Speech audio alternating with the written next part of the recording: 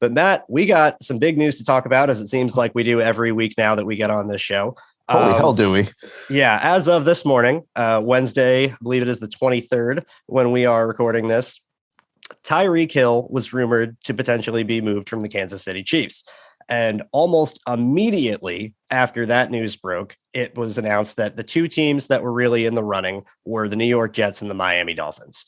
We are now sitting here Wednesday night, knowing after the fact at the end of that afternoon that Hill did indeed get traded to the Dolphins. It was for a pretty decent haul of draft picks, although not maybe as much as people were expecting or reported that the Chiefs were looking for.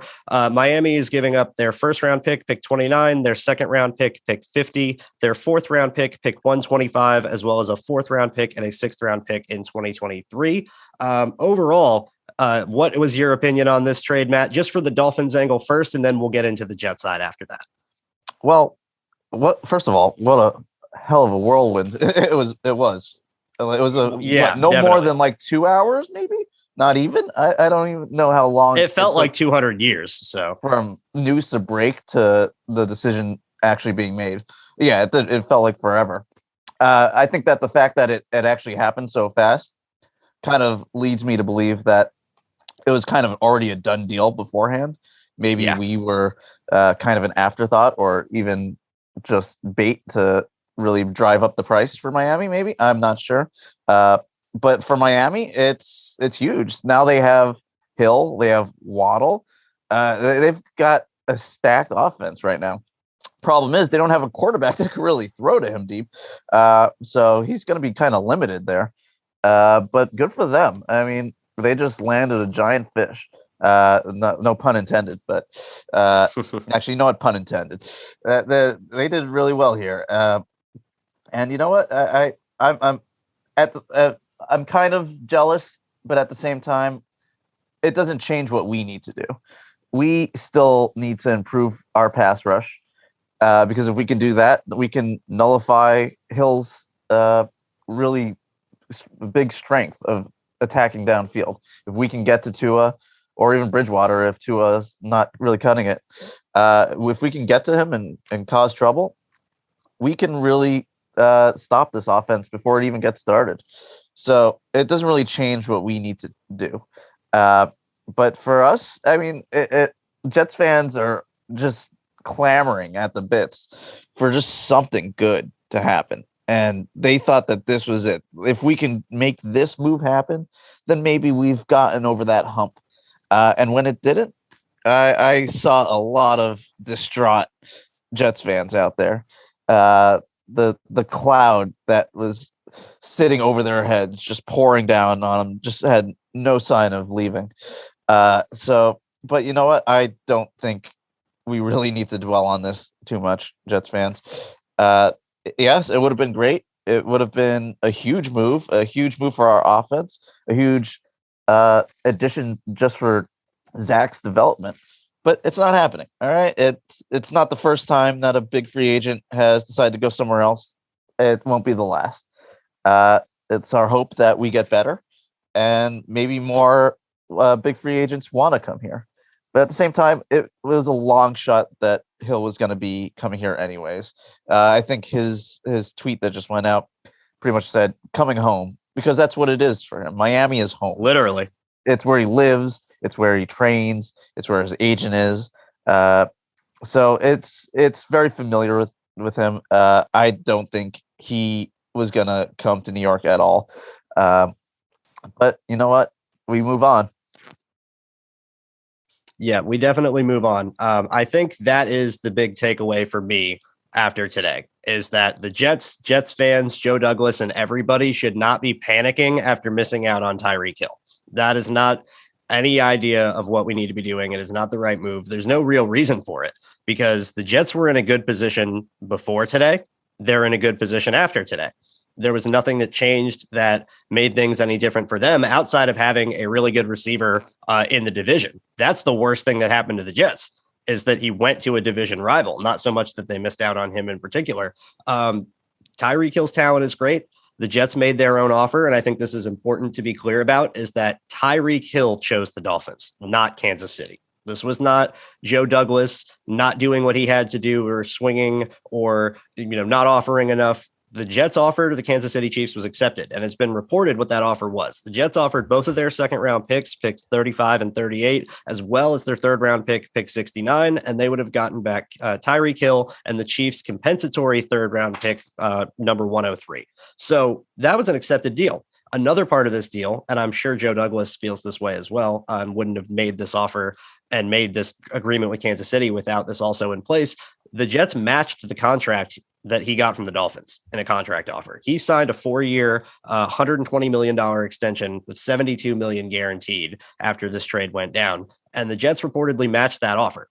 So money specifically wasn't the issue outside of maybe the state tax difference in New Jersey and Florida.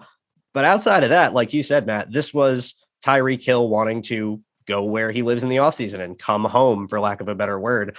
And I think from his perspective, if you're looking at this from the angle of a Jets fan, and I want to be very clear that I'm trying to keep any salty Jets fan bias out of this because I do legitimately think there is something to it.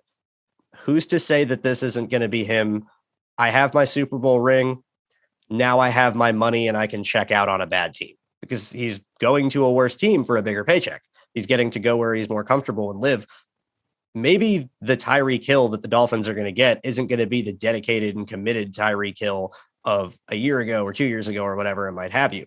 And even if he is, Tua Tagovailoa still has to do what he can to make the trade worth it on top of that. And for the Jets in particular, they still have so much ammo and draft capital to use in this upcoming draft, or still potentially trade for someone that we're not expecting. There were reports after the trade today that the Seahawks are potentially going to listen to offers for DK Metcalf and Tyler Lockett if the Jets want to potentially get back in those talks, if their number isn't blocked by now. But there's other options they can go. There's free agents that they can sign to add depth. And I agree that the Jets have clearly wanted to make a big move, and that this stings that they couldn't make a big move, and it stings that it can't go to that he went to a division rival. But this is not the end of the world. I don't think we need to be panicking right now at all. No, I don't think so at all. It's got essence of Wilkerson over it. Or I forgot which coach it was or who said it, but when Wilkerson got his deal, he's home. He lived close to here to the Meadowlands. He was back home with his buddies, and it sort of relaxed him to a point where he may not have felt the need to really push himself the way he would have if he went somewhere else. And that didn't really sit with me. I didn't really believe it. I didn't really take it to heart. But you know what? Maybe there was something to that. Maybe being away from home, being out in a situation where you need to prove yourself every day is what some people need to really drive them, especially once they have that big payday, especially once they already have that championship. So yeah, I'm not saying this is what's going to happen. Hill could probably go in and be a stud for them. I don't know, but at the same time, that's on the back of my mind right now. Yeah, we also don't know how his relationship with Tua is going to work out either, because he's used to Patrick Mahomes, who is a fantastic quarterback who also has the arm to take advantage of his speed.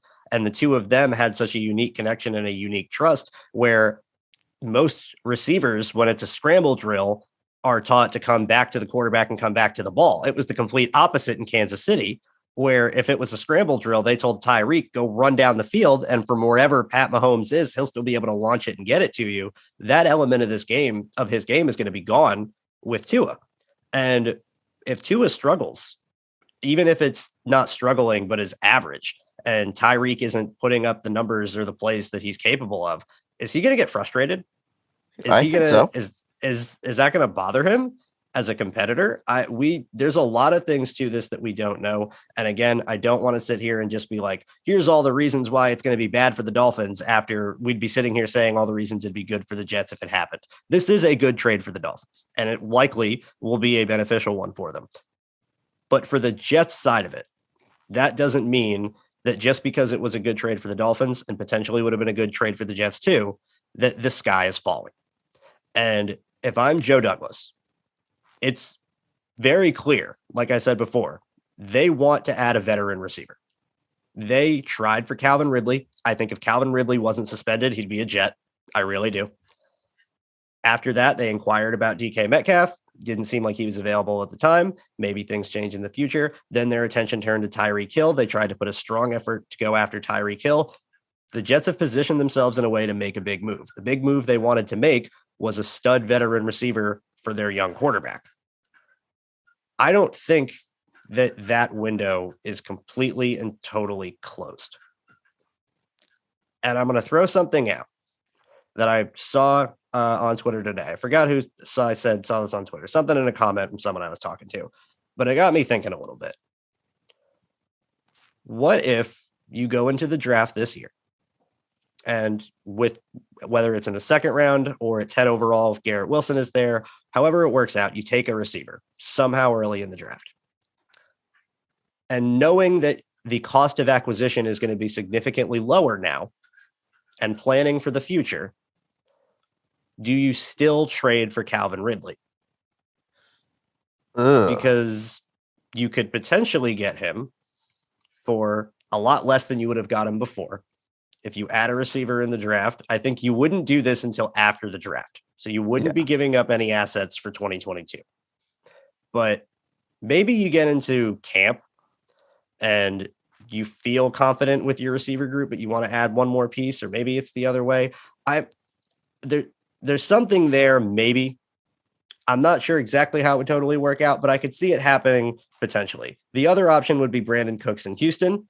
Houston is obviously rebuilding, but they don't have that many quality players at all. Maybe that's someone they want to keep for their young quarterback if they're going to roll with Davis Mills. That is yet to be seen. And then, like I said, we had Tyler Lockett and DK Metcalf as potential options. I would love Terry McLaurin too, but we don't know if he's available. I think if any of these guys are available, Joe Douglas is going to swing for him though, because he's tried in everywhere else. It seems to be everywhere. The one move almost outside of the extreme moves that didn't make any sense. Cooper was really, really expensive, likely wouldn't have wanted to re-sign, or if he did re-sign, it would have taken a larger deal. He was also older. I can understand Amari Cooper. I can also understand Devontae Adams because you would have had to pay him an extreme amount of money, and the only place he would have went was Oakland or Las Vegas anyway. But it seems like everything else where there's been an opening, Joe Douglas has inquired. So I think they really, really, really want to make a move for receiver. And so, like I'm saying, don't panic. I think you inquire about these guys. And if the answer is it would take a monster offer to get it done, don't make the move just to get a move done to say that you did. I think that's when you get into, like we were talking about, panic. That's when you make bad deals. And that's the last thing the Jets need to be doing. Absolutely. We'll start with Ridley. I don't think anything gets done this year. I think if anything, more than likely not. It'll probably be after the season. Once the suspension's lifted, then talks will definitely pick up. But who knows what things will be like then? Maybe the receiver that we pick in the first or second round is a stud. Then the need for Ridley really goes down, or even another big name, it goes down. Now, if we're talking pre-draft trades, Cooks is definitely somebody I think could work. McLaurin and DJ Moore, I don't think they're going to be going anywhere because Moore just signed an extension in Carolina, so I think that takes him out. I would have loved him too. He would have been another good option. If you remember when we did dream off seasons, the first thing I did was trade George Fanton for DJ Moore. How great of a move would that have been back then? Looking back really. Now, but now that's not happening. DK, maybe he's definitely got the Moore connection. It would be nice to pair those two again. But at the same time, it doesn't seem like Seattle's really itching to get rid of him. It's not the same as it was with the Chiefs and Hill. No. So I don't see that happening right now. But you know what? Things change very quickly, as today is evidence of. So I will never count that out. Never say never. Cooks. One name that I was thinking about was Emmanuel Sanders. If he doesn't retire, I heard that there was inklings that he was leaning that way. But if he doesn't, I think he would be a solid vet signing, and would definitely hold the line really. while we let a rookie and more develop. And I don't. I'm of the. We were talking last episode about how the Jets might incorporate more two tight end sets, and that really sat in my brain and really germinated.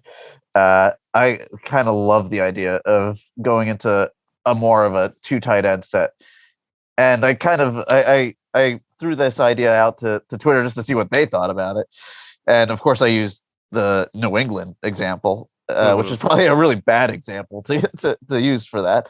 If you're trying to get Jets fans on board, I don't know about using New England. Yeah, they're like, no, you got the greatest quarterback of all time and two probably Hall of Fame numbered projected tight ends. But yeah, I get that. I'm not really comparing the players. I'm comparing how we could use more two tight ends. Yes, the usage. I think maybe a better example would have been San Francisco with Kaepernick and Davis. I'm not sure who their second tight end was, but they also used a lot of fullbacks. Delaney Walker. So they did a lot of that, and they got to the Super Bowl and also the conference championship game using a lot of two tight end sets.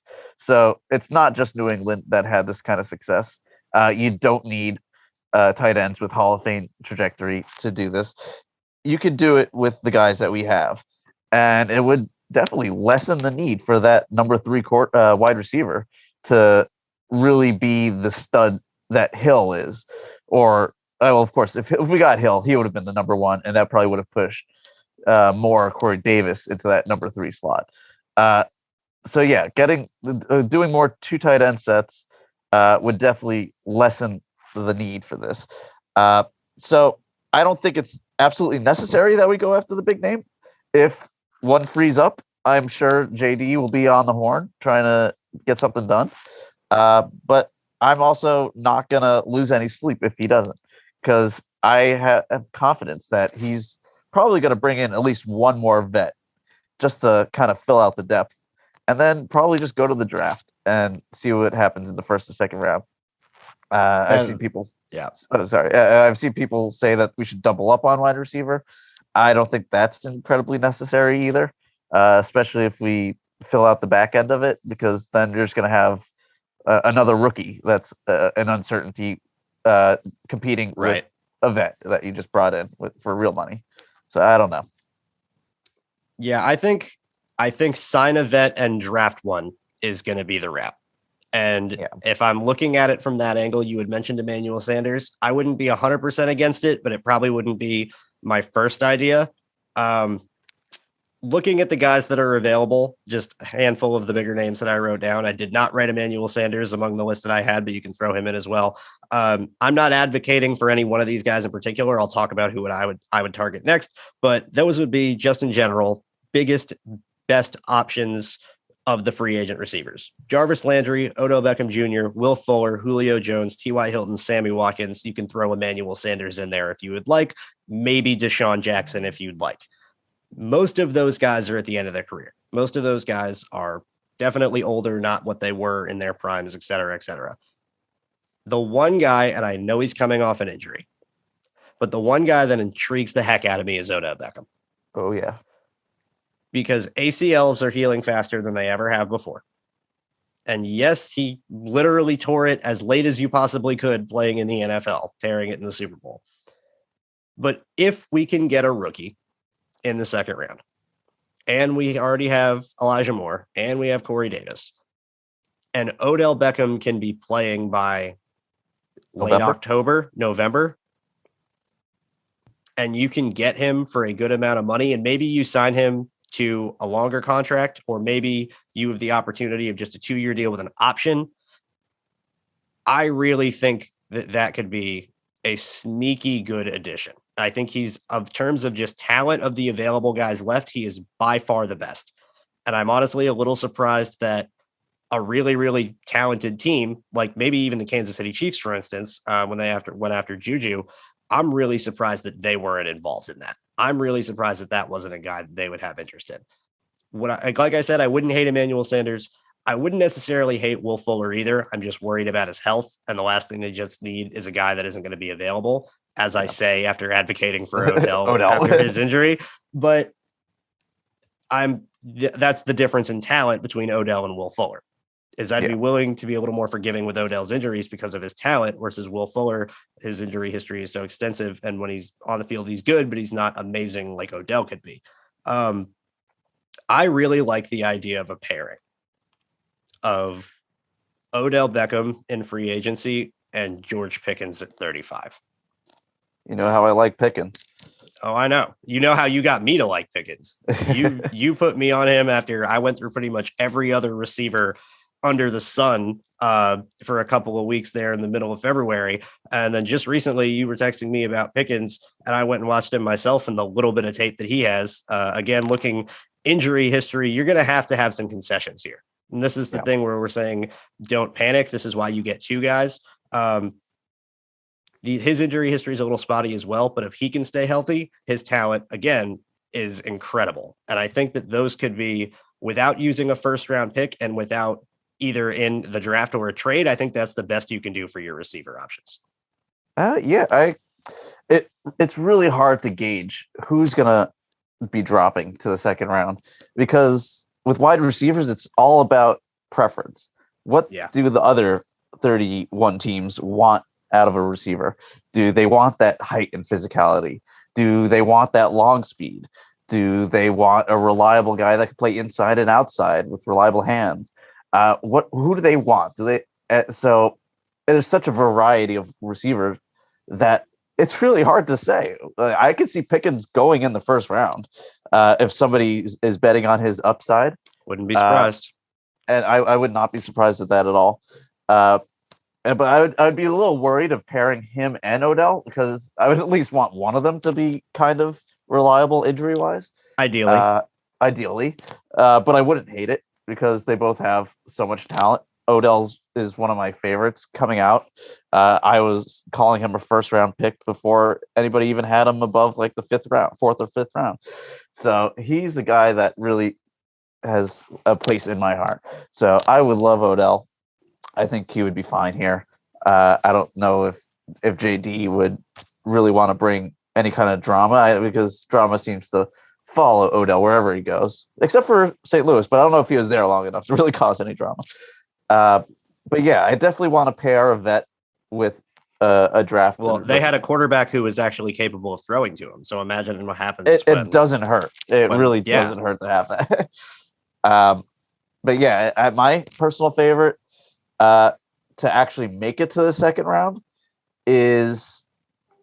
it's hard, because who I see dropping the second round is maybe Watson and Dotson and Burks. I see those three making it to second round. I agree. I'd probably go Watson, although he has probably the greatest chance out of those three to probably crack the first round also because of his upside. 22 to Green Bay. Yep. So yeah, he's the perfect fit for Green Bay. So I could definitely see him not being there, but if he's there, I would love to snag him. He'd be a great developmental guy to just have there. You can't teach that speed. You can't teach that height. I'd like him to get his drops a little bit under control.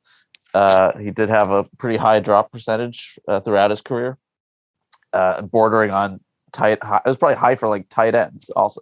So that's a little. He was also the only part of their passing game at all. Exactly. Yes. So, but just for context, really quick, just this quick stat on Christian Watson, not to cut you off, but for reference of how much better Christian Watson was as a receiver than everybody else at North Dakota State.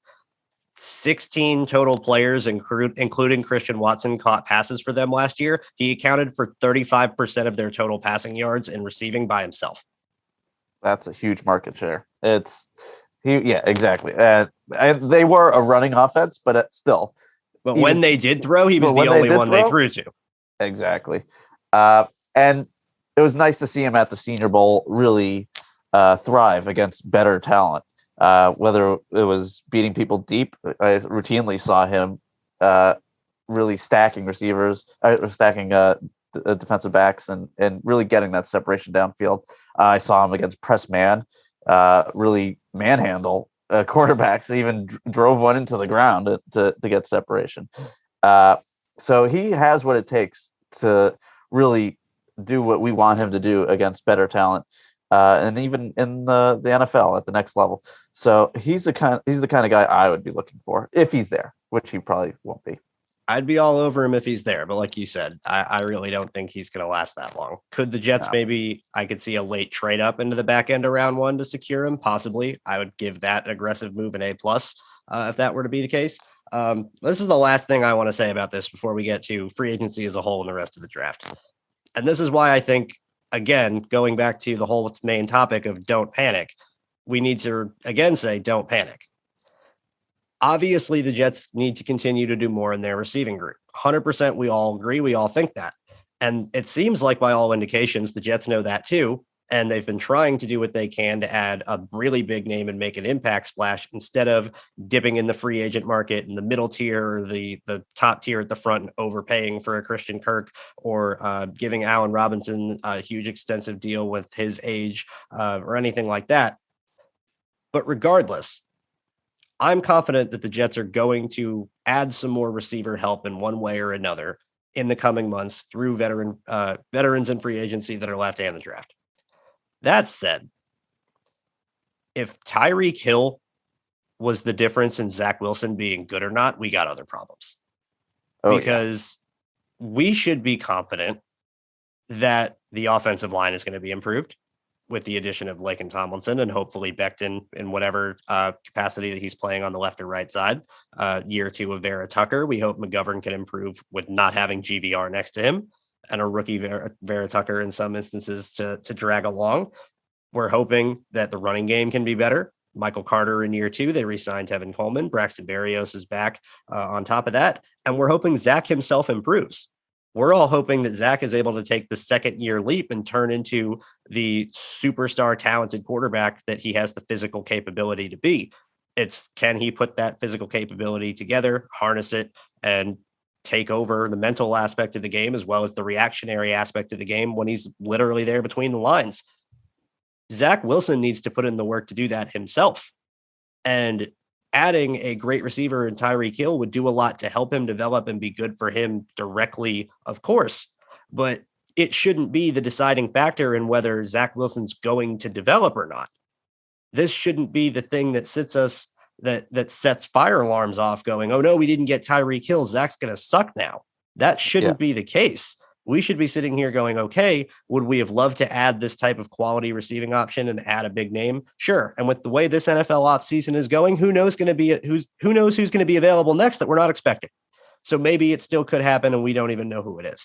But it shouldn't have to happen to make this a great offseason and for us to feel confident that Zach Wilson's going to take a step forward in year two. We should feel confident of that already and would have been excited to see what he would have done in his step forward with this piece, not banking on this piece to be the end all be all. I don't think if the Jets don't go out and get a great veteran receiver that Zach Wilson's going to be terrible. And I think if you looking at it through that shallow of a lens, I think you're really missing the bigger picture.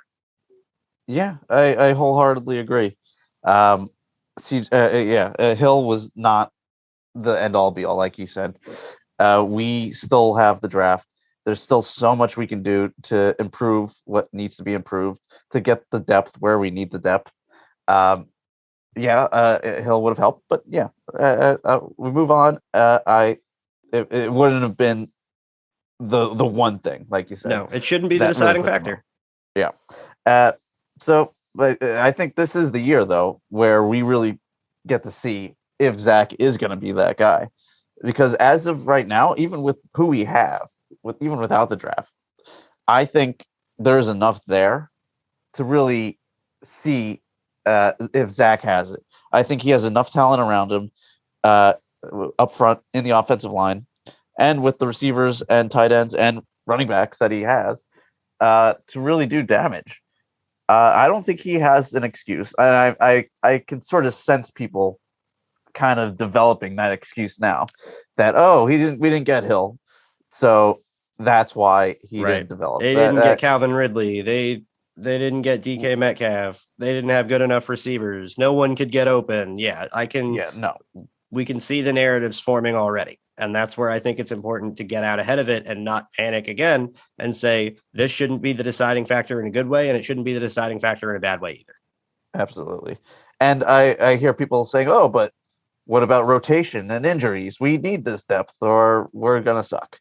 At the same time, how many teams can lose their top 3 wide receivers like we did last year and still be okay? That is a hard thing to overcome. And we still kind of did it. We almost beat Tampa Bay and the GOAT Brady. And they made sure to bring Berrios back, and they made sure to bring him back. So again, if we're looking at it from the depth angle, Keelan Cole could still potentially be brought back on a very, very cheap contract and be another piece of depth. They tendered Jeff Smith, so they have some bodies. And yes, you can have to be mindful of injuries, but I think if you're going into the season assuming everyone's going to get hurt, the best you can do is put the best players possible on your roster and hope they all make it to week 1. Absolutely. That's at the end of the day, that's all Joe Douglas can do. Yep.